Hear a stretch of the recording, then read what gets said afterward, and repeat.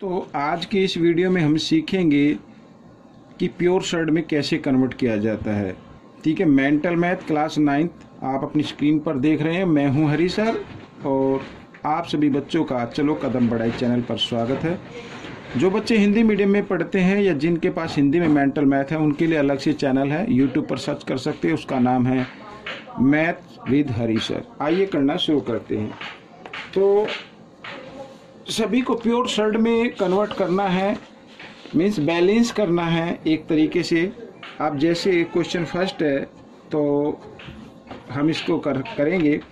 अब यहाँ पर देख रहे हैं क्यूब रूट है, क्यूब रूट, ठीक है, आप देख रहे हैं। तो प्योर शर्ट में चेंज करने के लिए शर्ट में चेंज करना है तो इसको सभी को मैं ये बना लेता हूँ क्यूब रूट का साइन। और लेकिन आगे जो नंबर लिखा हुआ है क्यूब रूट के साथ ये कोफिशिएंट है, यहाँ पर तो कोई रूट नहीं है। तो हम क्या करेंगे, ये क्यूब रूट का साइन है तो इस 3x² y को भी क्यूब रूट के अंदर लिखने के लिए एक कंडीशन होती है कि इसको क्यूब रूट के अकॉर्डिंग ही चेंज कर दें, उसी के सिमिलर बना दें। ठीक है, अगर मैं 3 को, क्योंकि पावर कितनी है यहाँ पर 3 है, तो 3 को 3 से मल्टी यानी 3 टाइम्स या 3 पावर बना देंगे।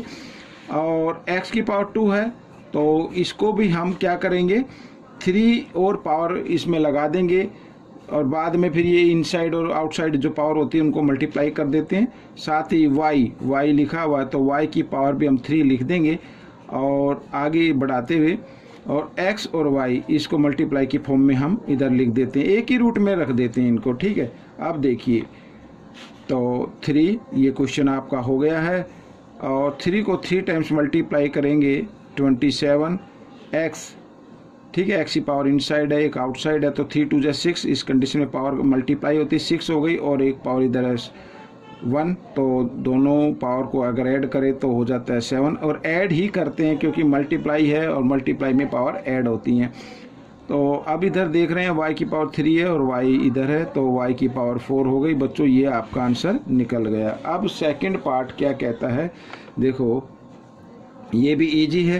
वो a की पावर 1/3 है, इसको रूट के अंदर लिख लेते हैं। इस तरीके से हम इसको लिख सकते हैं, ये देखिए। और इधर ये ऐसे b की पावर 3, b की पावर 3, ठीक है। अब हम इसको, अब यहाँ पर तो 3 लिखा है, इधर कुछ नहीं है तो इधर 2 होता है हमेशा। और इक्वल बनाने के लिए, बैलेंस करने के लिए हमें क्या करना पड़ेगा, 3 और 2 का लेना है, एलसीएम आ जाएगा 6। ठीक है, अब 6 यहाँ पर तो 3 है और 6 बनाने के लिए 2 से मल्टीप्लाई करना पड़ेगा तो हम a की पावर 2 लगा देंगे। और साथ ही इधर देखते हैं ये जो रूट के अंदर लिखा हुआ है इधर पावर 2 है और हमने जो एलसीएम लिया हुआ है 6, तो 2 को 3 से मल्टीप्लाई करेंगे तो इसका मतलब a की पावर को, a की जो पावर है वो 3 लिखेंगे और b की पावर 3 तो ऑलरेडी है लेकिन 3 और लिखना होगा क्योंकि हमने एलसीएम लेके इसको सोल्व करा तो एक पावर आउटसाइड में आ जाएगी इस तरीके से 3। ठीक है, हमने तो अपनी तरफ से जो 3 लिखा है। आइए करना शुरू करते हैं। तो ये 6, ठीक है।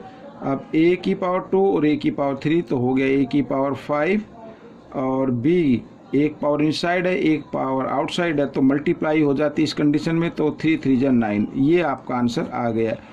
और एक चीज़ और मैं आपको बताना चाहता हूँ कि a की पावर 5 है, ये आपका राइट आंसर है। और जो आपके मेंटल मैथ में जो आंसर है उसमें रॉन्ग मिस प्रिंट आ गया ये। ठीक है, तो आइए करते हैं पार्ट 3। तो पार्ट 3 कर लेते हैं। ठीक वही है, इधर 3 है इधर 2 है। ठीक है, तो हम एक ही रूट के अंदर इसको रखेंगे और एलसीएम ले लेंगे 3 और 2 का, इधर ये 2 मानेंगे, 3 2 जा 6 ये ले लिया और 6, ठीक है। 2 था, पावर हमें 6 बनाने से 3 से मल्टीप्लाई करेंगे तो उस 3 को 2 की पावर में भी लिख देंगे हम इस तरीके से। और इधर ये 3 इंटू का साइन बीच में, ठीक है। और यहाँ पर देख रहे हैं पावर इसकी 3 थी और हमने जो एलसीएम लिया वो 6 आ गया तो 3 को 2 से मल्टीप्लाई करेंगे तो साथ ही वो जो 2 है वो 3 की पावर के रूप में लिख देंगे। ठीक है, 2 को इस तरीके से और ये आपका आंसर आ जाएगा। अब 2 को 3 टाइम्स मल्टीप्लाई किया तो 8 और इंटू 3 को 2 टाइम्स मल्टीप्लाई किया 9 और 9 8 जो होता है बच्चों 72, तो 72 is the answer of this question. आइए क्वेश्चन 4 पार्ट कर लेते हैं, तो 4 पार्ट भी इजी है।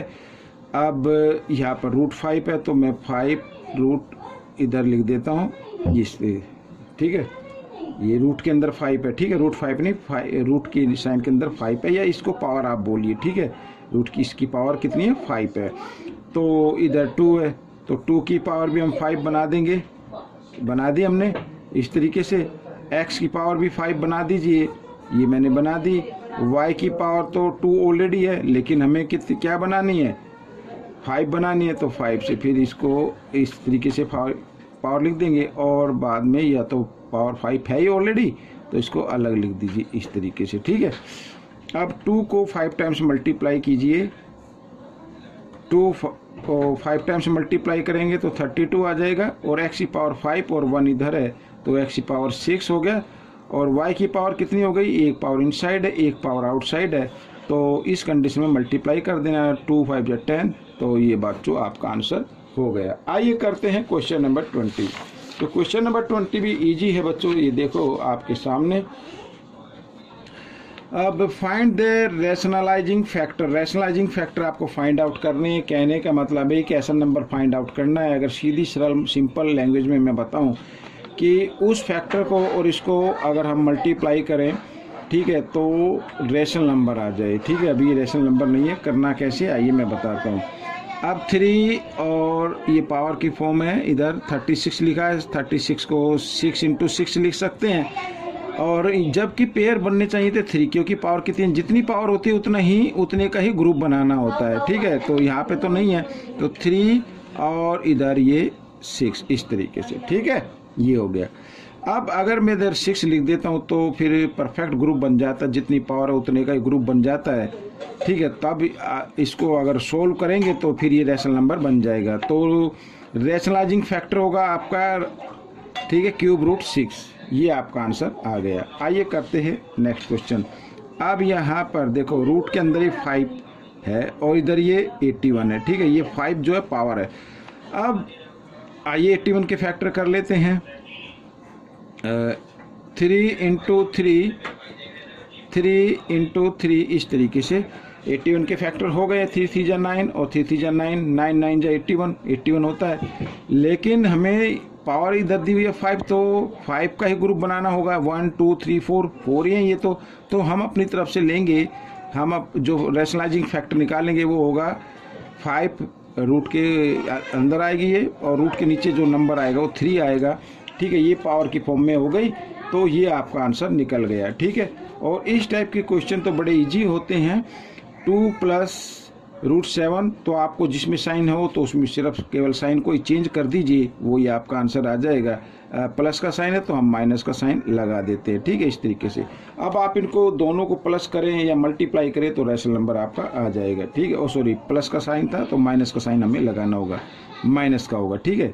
इसको इधर लिख लेता हूँ मैं, 2 - √7 यहाँ पर। अब ये माइनस है नेक्स्ट पार्ट में, तो रैशनलाइजिंग फैक्टर होगा √5 प्लस का साइन आ जाएगा इस तरीके से, ठीक है। अब देखो आगे, अब यहाँ पर √120 और √45 है, तो पावर 2 है, इधर भी 2 है, ठीक है। तो अब इसको एक ही उसमें लिख लेते हैं और 2 का ही ग्रुप बनाएंगे, 2 नंबर का। तो 120 का ग्रुप बनाते हैं तो 4 3 जा 12 होता है, तो 2 × 2, 2 2 जा 4, ठीक है, 4 3 जा 12, 12 और 2 जा होता है 24, और 24 5 जा होता है 120, ठीक है। तो ये बन गया। 45 का भी लिख लेते हैं इसी में, तो 3 3 जा 9, 5 जा 45 इस तरीके से। अब देखो तो ये पेयर बन रहा है इधर, और 3 का भी पेयर बन रहा है, 5 का भी पेयर बन रहा है, और ये 3 × 2 यानी 6 का पेयर नहीं बना है, तो हम क्या लिखेंगे, इधर √6 लिख देंगे। यही आपका रैशनलाइज फैक्टर होगा, ठीक है। √6 से अगर इसको मल्टीप्लाई किया जाए या डिवाइड किया जाए तो फिर बाद में जो रिजल्ट आएगा वो एक रैशनल नंबर होगा। आइए करते हैं नेक्स्ट। अब 5 है, √5 तो 5 हो गया, और इधर 10 है तो इसके फैक्टर लिख देते हैं, 5 × 2 हो गए। तो अब 5 का तो पेयर बन रहा है क्योंकि रूट के अंदर है ये, या रूट के इधर कोई पावर लिखी हुई नहीं है, और या पावर होती तो जितनी पावर होती उतने का ही ग्रुप बनाना होता। तो 2 है तो 2 का ही हमने बना लिया है, और एक 2 बच गया हमारा, तो बनेगा कैसे, अगर √2 और हम लिख दे तो ये ग्रुप बन जाएगा, तो रैशनलाइजिंग फैक्टर होगा √2। ठीक है, तो ये आपका आंसर आ गया। अब 7th क्वेश्चन में हम करते हैं √8 है, इसको 1 के अंदर रख लेते हैं, तो फैक्टर करेंगे 2 × 2 × 2, ये 8 के फैक्टर हो गए, 6 के कर लेते हैं 2 × 3। ठीक है, तो ये ग्रुप बन गया, ये ग्रुप बन गया, और 3 इसका ग्रुप नहीं है, तो ग्रुप कब बनेगा, जब 1 3 एक और आएगा तभी तो बनेगा ना, तो यानी रैशनलाइजिंग जो फैक्टर होगा वो होगा √3, ये आपका आंसर बन जाएगा। आइए करते हैं नेक्स्ट क्वेश्चन यहाँ पर। तो बच्चों 27 है, ठीक है, तो 27 यानी 3 × 3 × 3 और साथ में 5 एक ही है, तो एक ही ग्रुप बन रहा है इधर, तो 5 3 जा 15, 15 का नहीं बना है, तो √15 या तो √15 से इसको डिवाइड कर दो या मल्टीप्लाई कर दो, तो आपका ये रैशनलाइज फैक्टर बन गया। ठीक है, तो डिवाइड या मल्टीप्लाई करने पे रैशनल नंबर आ जाएगा आपका। ठीक है, तो रैशनलाइजिंग फैक्टर क्या होगा, √15। आइए करते हैं नेक्स्ट। अब इधर देखो बच्चों √16 है, ये परफेक्ट स्क्वायर रूट है, इसको हटा दीजिए, ये भी है, ये भी हटा दीजिए। अब ये तो नहीं बना ना, तो √3 इधर बच्चों ये क्वेश्चन बन गया यहाँ पर, तो √3 इज द आंसर, और ये रैशनलाइजिंग फैक्टर है। अब 10 वाला ये, अब 5 2 जा 10, ठीक है, ये हमें बाहर वाले नंबर से कुछ नहीं लेना है, बाहर वाला नंबर तो ऑलरेडी रैशनल नंबर है ही, तो √8 और √6 इसको हम बना लिख लेते हैं इस तरीके से, √2 × 2 × 2 × 2, 2 2 जा 4, 2 जा 8 और 2 × 3, 3 2 जा 6 ये आता, तो ये पेयर बन गया, ये बन गया, तो 3 का नहीं बन रहा है पेयर, तो √3, तो इसका रैशनलाइजिंग फैक्टर क्या होगा, √3 होगा। तो बच्चों ये आपका क्वेश्चन सोल्व हो चुका है। आपको ये क्वेश्चन कैसा लगा मुझे ज़रूर बताएं, और इसमें से सीखकर दूसरे बच्चों को ज़रूर सिखाना है। मिलेंगे नेक्स्ट पार्ट में, till then keep watching this video and thank you.